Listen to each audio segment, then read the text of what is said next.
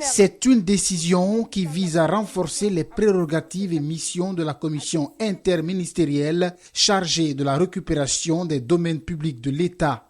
Pour ces acteurs politiques et de la société civile, la mesure vient à point nommé. C'est un gros business de toutes les mafias possibles et imaginables, d'intermédiaires, de policiers, de gendarmes et de juges et autres. On ne peut que prendre positivement ces mesures si elles sont respectées. Et il faut savoir que le domaine national en Guinée est extrêmement exposé à la spéculation. Je dirais par rapport à ce communiqué du CNRD sur son entièreté, nul n'est au-dessus de la loi et que cette application soit effective et pour que chacun réponde de ses actes.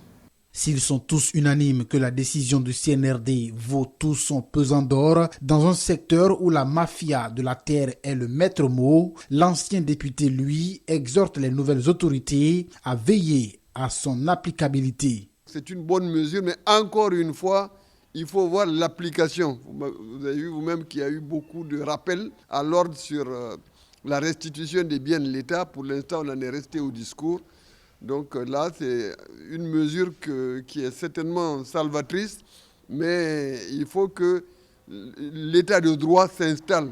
Le communiqué du CNRD signé par le colonel Sadiba Coulibaly loue d'abord les efforts de la commission interministérielle, mais décide de la suspension de l'émission des titres fonciers et des baux amphithéotiques ainsi que les baux à construction jusqu'à nouvel ordre, interdit les occupations et l'octroi des domaines publics de l'État, y compris les domaines publics maritimes, et enfin décide d'ouvrir une enquête sur les baux titres fonciers au contrat émis depuis le 5 septembre 2021, date de la prise de pouvoir par le CNRD.